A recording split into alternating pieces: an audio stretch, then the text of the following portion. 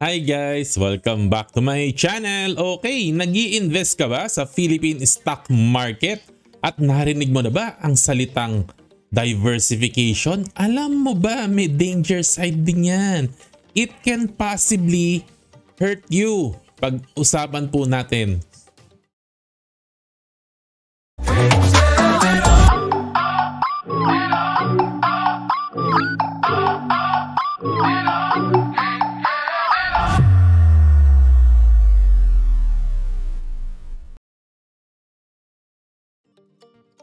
Welcome back. Ayan, diversification po ang topic natin. Kasi po, sometimes, diversification can hurt us. Kasi nga po, may kasabihan sa maraming bagay po, na less is more. Alright? Ayan po, start na po tayo. So, diversification po, pinaka-basic po na concept pag nag-aaral po tayo ng stock investing po. Kasi po ito talaga unang-unang tinuturo, kaya ito po unang-unang natutunan po natin. Nag-invest po tayo sa stock. Ano ibig sabihin ng diversification? I-protect natin ng sarili natin from losses. Sa paanong paraan? I-spread out natin. Dapat marami tayong investment. Dapat hindi ko konti. Dapat marami. Marami. Para pag isa man dyan, pumalpak, bubuhatin ka nung iba kasi in-spread out mo ng marami, Ayan. At sabi nga po nila, ang general recommendation ng maraming advisor, 20 to 30 stocks daw po, ang dapat nating pasukin, Ayan. And pinipreach po to ng maraming financial advisor. Kahit saan channel po kayo pumunta, puro ito po ang sinisigaw. Pero of course, dito po sa atin, balanse po tayo. Minsan tinuturo ko po mag-diversify ka. Pero at sa video po na to, ay doon po ako sa negative side ng diversification, Kasi po ganito po, tinuturo ng maraming financial advisor ang diversification. Pero yung mga billionaire investor po, hindi po nila pinapractice po ang diversification. Marami pong successful billionaires na investor po, hindi po businessmen, investor po katulad nila Warren Buffett etc. Hindi po sila nagpa-practice po nito. Actually yung kabaliktaran po ang tinuturo po nila. Alright po, manood po kayo ng maraming Warren Buffett at Charlie Munger videos. Ayaw po nila ng diversification. Yung salitang don't like ay napaka malumanay na po pag pinanood nyo pa yung mga video nila. Mas grabe pa po ang sinasabi nila pag binanggit mo ang diversification. Hindi po sila fan ng diversification, So kanino tayo dapat maniniwala? Sa financial advisors o sa billionaire practitioners? Ang sagot po niyan, it depends. It depends po. Marami pong factor, If you practice value investing po, para lang po sa akin, if you practice value investing, mahirap po magkaroon ng diversified portfolio. Mahirap ka makabuo ng 20 to 30 stocks. Bakit ko sinasabi? Kasi kapag ikaw ay value investor, mahaba ang checklist mo bago po sa criteria mo, mapili ka. Kaya ka nga tinawag na value investor, mapili ka sa stock, hindi ka sunggab ng sunggab.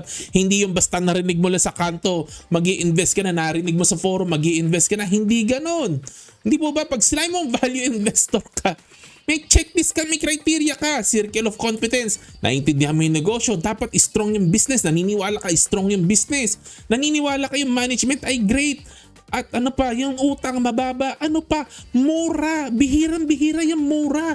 Kailan ka makakakita ng ganyan, strong business, great management, low debt, tapos mura, tapos may dividend yield pa na maganda. Paano mo hahanapin yan? Yung maraming ganyan. Sa totoo lang po, konti lang ang papasa sa criteria mo kapag meron kang ganyang klase ng checklist po. So paano mo mabubuo yung 20 to 30 stock out of the universe na 300? Sa 300 na yan, ang dami po dyan, mahigit kalahati po dyan, hindi investable kahit sa average. Hindi investable talaga. Ang dami pong stock, basura po talaga 100 plus 150, kalahati dyan, basura. Ay, hindi worth it na tingnan And then, out of that, yung matitira sa'yo na 100, makakahanap ka ng 20 to 30 na papasa sa checklist mo. Mahirap pong gawin po yan. I really doubt na that is something na feasible or possible, Magagawa mo po ito, sa aking palagay lang po, sa aking opinion po sa aking opinion hindi ko po sinasabing totoo po ito sa aking opinion, magagawa mo lang yan, makukumpleto mo 20 to 30 stock, may checklist ka, pwede, ibaba mo ang standards mo. Meron kang i-give away dito sa mga checklist mo, meron kang pakakawalan na isa dyan, dividend yield, bahala ka, pwede mong pakawalan niya, walang dividend, low debt, o sige, doon ka sa high debt. Great management, o sige, doon ka sa mga sa mga tagilid na management. Hindi pa pwedeng lahat, pag lahat talaga kukunti ang papasa sa'yo. Kung gusto mo marami ang pumasa, ayan, may i-give up ka, at madalas ang gini-give up mo po dito ay yung cheap price o kaya yung maganda ang valuation. Madalas po kung pipilitin mo talaga, mahal yung presyo. No? Alright. So, imagine mo po guys, no, na meron kang 30 stocks. Sabihin mo meron kang 30 stocks, no? Some of them, hindi po pwedeng pantay-pantay ang returns po niyan. Hindi po pare-pareha sa magiging returns po ninyo yan. Napaka-imposible po, no? Some of them will be good or great. Some of them will be average and some of them will be bad. Parang ganito po, may magaganda ka, yung the best na napasukan mo, ang gaganda, yan may 200%, may 100% return ka, alam ko na yan. Iba sa inyo, nag-semirara, nag-DMCI, mga ganyan ang returns inyo, may mga ganun ka, ang gaganda. Ano pa, meron kang average, na kumita ka ng konti lang, 8 to 30%, kumita ka ng ganun. Meron ka rin mga bad investment, may mga pula-pula ka rin na nasa negative. Tama po ba? Pag ganyan karami ang stock mo, maglalaro po yan sa ganyan. Hindi po pwedeng pare-parehas ang returns po niyan. Magkakaiba po yan. At kung ikakategorize mo din sa tatlong ito, ganyan ang lalabas po niyan. No? Ngayon, makikita po natin dito yung average and yung bad stocks. Dito sa tatlong ito, ano yan? Hinihila pa baba ang returns mo. Dinadilute ang returns po natin. Nakukuha po ba natin? No? Imagine po ninyo, papaano kung hindi na po kayo nag-invest sana do sa mga average ang return or do sa mga pangit na stocks? What if hindi kayo nag-invest? What if ito lang ang na-investan mo? Yung the best ideas mo lang. Ito nga yung sinasabi lagi nila Warren Buffett and Charlie Munger. What if dito ka lang nag-invest sa best ideas mo? Di sana ang ganda-ganda ng returns po natin. Napaka-superior po ng returns po natin. Maliwanag po ba? Alright, no? Ayan, bibigyan ko po kayo ng concrete example, hindi po theory, Pag-usapan po natin ang portfolio po nating lahat. Hindi po ba marami sa atin, umami na po kayo nanonood, marami sa inyo, nag-invest kayo sa Semirara at DMCI Holdings, marami sa inyo nag-invest dito sa dalawang ito. Magkano ang returns niyo sa dalawang stock na to? Marami sa inyo, nabili nyo to noong 2020. Kasama na yung dividends. Marami po sa inyo pumapalo kayo ng 300-400% ang returns po ninyo. Sa totoo lang po, ganyang kaganda ang kinita po ninyo sa Semirara at sa DMCI. Okay? And then, diba may iba pa kayong portfolio? Hindi ba hinila lang po ng ibang stocks ninyo yung return niyo sa DMCI at SCC? Totohanan lang po ito. Pag-usapan natin sa comment section. Mag-comment kayo. Di ba hinila lang naman po nila yan? Hinila nila pababa. What if dito ka na lang nag-focus dito sa dalawang ito? Instead na in-spread mo pa sa maraming stock. Instead na nakapag-invest ka, may mga pula-pula ka. Alam ko, may pula-pula ka. Umamin ka. May mga pula-pula ka. What if dito ka na lang nag-invest sa dalawang ito? Di ba? Hindi pa ang ganda-ganda po sana. I bet your other holdings are far less sa result ni DMC at SCC at meron pa kayo ibang pula. Sigurado po yun kahit hindi ko nakikita ang portfolio ninyo. Nababasa ng kutob ko na meron kayong yung iba nyong bet hindi kasing ganda ng SCC at DMC at may mga pula-pula po kayo, no? Ayun, sinasabi ko po sa inyo. Yun po ang sinasabi ko sa inyo po, no? So tayo po dito, balanse lang po tayo. Balanse po. Para po sa akin, both diversification and concentration are correct. Correct po parehas yan. It depends po sa situation po natin. Ang diversification po, tinuturo po ito ng maraming financial advisors. Kasi po, ang mga nanonood po o mga nakikinig po ng mga financial advice, marami po talaga dito masa po, pangkalahatan, pang general na audience, maraming tao po ang target audience po nito na tinuturuan po nito. karamihan po kasi sa tao will not bother, hindi na po magbabother po yan na mag-aral ng investing. At kung papasok sila ng stock, marami pong pumapasok sa stock, wala na pong pakialam na aralin pa yung details kung paano mag-analyze ng stock. Kaya po kailangan ituro ang diversification. Siyempre po baka maaksidente, mabulilyaso, mahirapan po ang mga tao na gustong pumasok sa stock. Marami po kasi sa atin, ganito po talaga at wala pong masama, no? Kasi kung hindi talaga ito ang calling natin, ang passion natin, of course we can still invest in the stock market.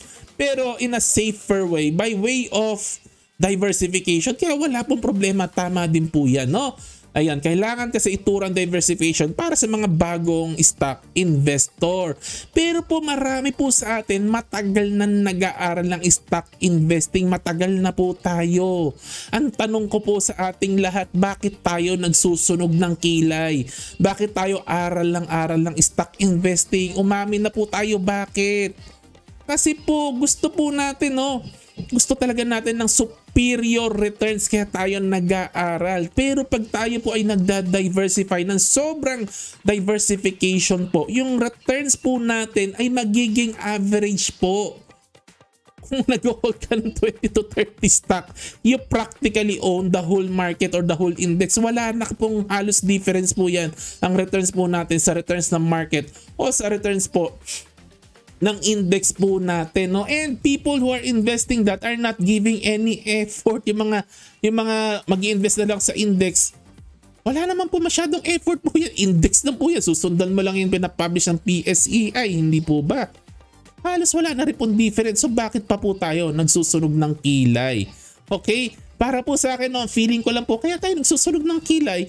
Gusto natin superior returns. Gusto natin mas malaki ang kikitain natin than average. And diversification will hold us back too much over diversification. Diversification po, guys, no? Ang diversification po, relative po yan kung gaano kalaki ang market po natin. Kung sa US po tayo mag-i-invest, 7,000 ng stocks po doon, pwede po tayo makakita ng 30 na very very good stock. Pero sa Philippine market na 300, paano tayo makakakita ng 30 stock? Ang hirap po gawin po yun. Kaya po para po sa akin, sa Philippine setting, dahil ang konti ng stock na 300 lang, over diversification na po ang 30 stock po dito. Masyado na po marami po yan. Sa US mo pwede, 7,000 po doon pag nag-30 stocks ka, hindi over diversification yun. Tama lang ang diversification mo kasi 7,000 yun eh, no? Yung 30, wala eh, tuldok lang po yun. Pero sa atin, grabe po, 300 stocks tapos 30 ang owed natin. Tayo na may-ari ng lahat, hindi po ba? Ayun. So to achieve great results, the goal of the game is to identify the best of the best stocks. Yun po talaga ang goal of the game. Kung ang gusto po natin is better than average or great result, no? And pag nakita mo yung best of the best, halimbawa si Semirara or si DMCI, invest heavy. Damihan mo, lakihan mo ang pwesto mo sa mga stock na magaganda sa tingin po natin. And last note ko lang po, no? Last note ko lang po sa ating lahat. May mga study po na nagsasabi, no? May nag-analyze po yung difference ng risk ng portfolio na may 7 stocks versus sa portfolio na may 20 stocks. Maliit lang daw po ang difference ng risk po na ito. Ang matataas daw po na risk, yung mga tipong 2 lang, 3 lang yung holdings mo. Pero pag pumapalo ka na ron ng 7 stocks, hindi na daw po ganong kalaki ang risk po nun kung i-compare sa 20 stocks. I don't know kung gaano ka-accurate po ito, no? Narinig nyo na po ba ito? May comment po ba kayo tungkol po dito? Again po, no, disclaimer lang po, gumigit na lang po ako, hindi ko po ini-encourage or dini-discourage po kayo sa any investing style. Kung gusto niyo mag-diversify, gusto niyo mag-concentrate, wala pong problema. Binibigyan ko lang po kayo ng balancing idea para mahanap po ninyo ang style na bagay po para sa inyo, no? It is your money, it is your future, it's your life. Ano man piliin mo na style, kung gusto mo mag-diversify, gusto mo mag-concentrate, wala pong problema. Yan ang perfect sa'yo. Kung ano ang gusto mo na style, yan ang perfect sa'yo. Yan ang tama para sa'yo. Invest in what you feel is best. Parang pag-aasawa po kasi yan, no? Wala pong tama o mali sa pag-aasawa. Sa katapos-tapusan po, ikaw ang makikisama sa pakakasalan mo. Kaya tama yang napili mo. Kung ano man yung ginagawa mo ngayon, tama yan.